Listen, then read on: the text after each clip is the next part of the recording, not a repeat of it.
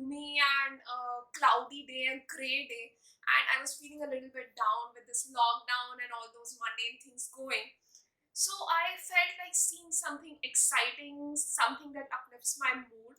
And also, I didn't feel like reading, so I shifted to audiobooks. And I was scrolling down through my feed of audiobooks in Audible, and I came across a name, Bear Grylls. And the name itself sent all the thrills down me. Yes, I was a big fan of Bear Grylls since my childhood. I was glued to the TV whenever his show was there, and I still remember him jumping in the waterfalls and eating those spiders and so many different things. So, a disclaimer for you, anybody who is squeamish or doesn't like listening to explicit content, this video is not for you. But for the people who really enjoy it, this will be such a joyride. So, I read, or I should say, I listened to his audiobook, Bear Grylls Survival Stories, and I must say, I was totally amazed. It was such an amazing book to listen to. It is a story, maybe a collection of stories of many different people who defied death in order to survive. So let's begin. The first story is of Paul Templar. He used to take people kayaking across mighty rivers. This time he was taking people across the mighty Zambezi River. It was an ideal day. People were enjoying kayaking. They were enjoying the views of the forest. It was dusk time. So, you can imagine the setting. And suddenly, in all this peace and calm, a family of hippos emerged. And these hippos were not happy to see people amongst them. So they attacked these people. And Templar, being the leader of the group, he wanted to save every one of them. And he tried to get hold of most of the people. But then he saw the mightiest, the biggest hippo approaching him. And this hippo came and literally bit him. And it was not a bite like this. Half of the Templar was inside hippo. And the hippo was squeezing and biting him off and just thrashing him like a rag doll. And Templar was totally flabbergasted. He didn't know what to do.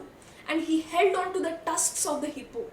The hippo took him inside the water. Somehow he was able to grasp a breath of air, and somehow he managed to come out of the tusks of hippo. Again the hippo caught hold of him, and again he managed to go free and reach the shore. In all this mess, he lost a leg. He lost a part of his hand. His ribs and lungs were punctured, and he had to be taken to the hospital and months of therapy before he could come out again. But still, he didn't lose his strength, he didn't lose his hope, and the very next year he was back and he kayaked across the whole Zambezi River from its source to its mouth. The second story is of Aaron Ralston. He is a typical mountaineer, cyclist, outdoor type of a guy, and he had chosen a particularly easy canyon that day. He was not a novice, and this was a particularly easy hike for him. But he lost his control, fell, and his hand got caught between a boulder. He was not able to take his hand out, and he was stuck there for 5 complete days. 5 complete days without food, with limited water, and he was just waiting to die. He had even written his name, his date of birth, and his date of death. He had written on his epitaph. But when he didn't die, on the 5th day, he decided that he will not die. He took out a bread knife, a blunt bread knife out of his backpack, and he started searing through his own arm. That was the only option because he was not able to take out his hand from that boulder. He seared his arm with the help of that bread knife. Imagine how you can not even cut yourself with a knife, and that guy is searing with a bread knife through his right hand. When he couldn't break his bones, he took a stone and he tried to break his bones, and he finally cut his own arm to free himself. He was bleeding, he was malnourished, he was exposed, but still he returned to his original place, took his vehicle and went to the hospital and recovered. Imagine the kind of mental strength and imagine the kind of endurance a person requires to cut their own arm in order to survive. So hats off. The third story is of Lance Corporal Wayne Sharrock. He was posted through British Army in Afghanistan and they were patrolling an area. And he defied death not once but twice. The first time when they were patrolling the area, the bomb blasted on his patrol officer. And he was a few inches away from him. And he was saved. The second time happened a few weeks after when they were trying to go through an irrigation ditch. They were trying to see if that ditch is safe or not, and the person in front of him stepped on an IDE or a bomb, and the bomb blasted. The person who stepped on the bomb lost his legs, and Wayne Sharrock got a lot of bomb on his face and his body, and he took months and months of surgery and rehabilitation to recover from that shock. Even when I hear this kind of story, I get goosebumps. How can a person defy death not even once but twice? But hats off to the soldiers, any soldier anywhere who don't care for their lives when they are working for their country. So my salute to them.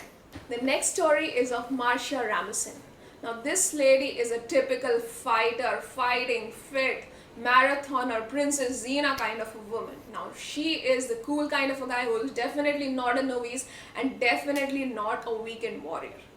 She is a marathoner and she runs regularly, and she was in for a surprise when she went for a run that day in the Sequoia National Park.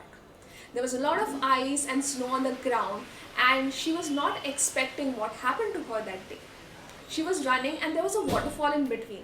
She checked the thickness of ice because there was a layer of ice above the waterfall, and she thought that it is safe enough to cross the waterfall. But what she didn't know that there was an imperfection, and when she stepped on it, she went under and got trapped between a thick sheet of ice above her and the swift current of waterfall below her.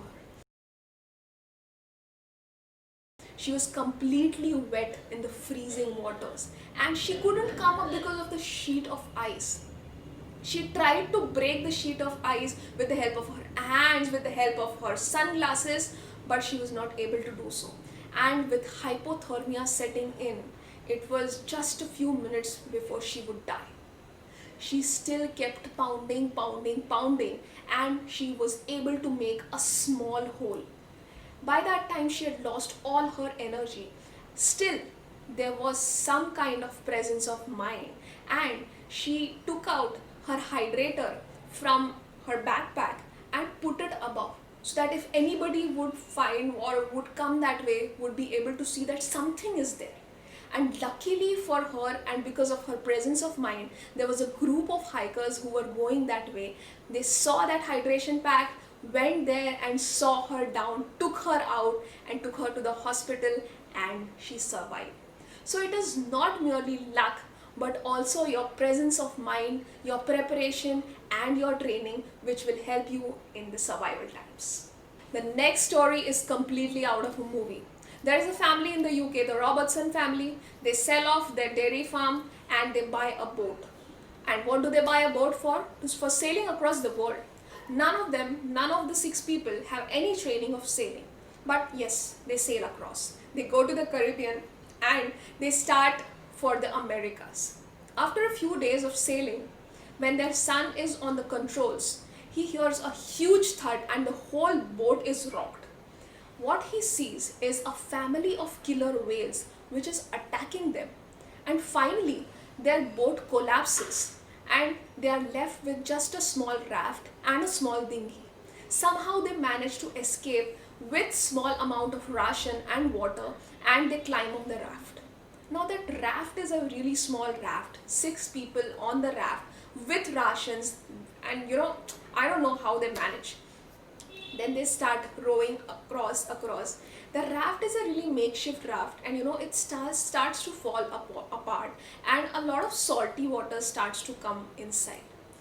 They have to sit for hours in that salty water in the sun. They face storms, they face a lot of different difficulties. Their food is going out, they don't have fresh water. They try to catch a lot of fish and eat it raw.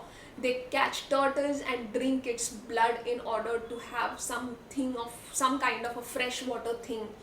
They are attacked by sharks, and one day their raft collapses and all of them have to climb on the dinghy. A really small dinghy, and all six of them on that small boat. Still, all these adversity, in the face of all these adversities, they still don't lose hope, and they start talking about what would they do when they reach the land. Imagine the kind of optimism. You're out at sea, nobody knows that you're lost at sea, you have almost no food to eat, no water to drink, there is a perilous sea which can spew out storms at you, there can be sharks, you have faced so many different things, and still you are optimistic. You are discussing about what kind of bread you will have, what kind of sandwich you will have once you reach on the land. But that is what kept them going, that is what kept them sane, and all of them one day saw a ship and were rescued. When they were asked what made them not go mad at sea, they said that the positive reinforcement and positive talk was the only thing, and the future, the good future, the optimistic future was the only thing which kept them going. There are many more inspiring stories. There is a story of a person who manages to escape the World Trade Center after it was attacked. He was maybe on the 80 plus floors. He came down through the staircase and still manages to escape. There is a story of a person who manages to survive in a tsunami. There was a Navy SEAL who was attacked by sharks and still was able to save himself. So these are really amazing stories. One very extraordinary story is of a person who on his 21st birthday decides to skydive. It is his dream to skydive on his 21st birthday. His family supports and sponsors it, and it can be the worst nightmare of a person that when he skydives with an instructor, his chute doesn't open. His first chute doesn't open. So now, the instructor tries to open the second chute, and the second chute gets caught up in the mess of the first chute, and they have none of the chutes with them. Both of them starts accelerating towards the ground with no plan. Brad, who is the guy, he sees his death on his 21st birthday. He's prepared to die. He's prepared for the impact. And they do fall on the ground, and he doesn't feel his legs. He doesn't feel his body, but because of his spine is broken. But he survives. He survives, and after years of rehabilitation is able to walk again and is able to do everything again. When we see such stories, what kind of things come to our mind? The first thing which comes to my mind is, will I be able to do what these people have done in face of such adversities? There are many factors such as training, the level of preparation, the level of fitness, presence of mind, thinking positively, thinking objectively, a lot of luck, and facing our fears in adversity, which play a lot of big role in the game of survival. We can win our fears only by facing them. And the creation of indomitable spirit is a kind of journey. Every day you win over one fear, you win or you create some part of that indomitable spirit. At the end of every episode, Bear Grylls says, have a great day and never take anything for granted. And that is what my learning is out of this book. This is a great inspiring book. On that gloomy day, it gave me a lot of perspective and a lot of optimism. I hope you enjoyed this review and I hope you want to listen to this book. All the links are given in the description. I hope you like my reviews. I come up with reviews every Wednesday and Sunday. If you like my reviews, please hit on the like button, subscribe to my channel, and till next, have a great day.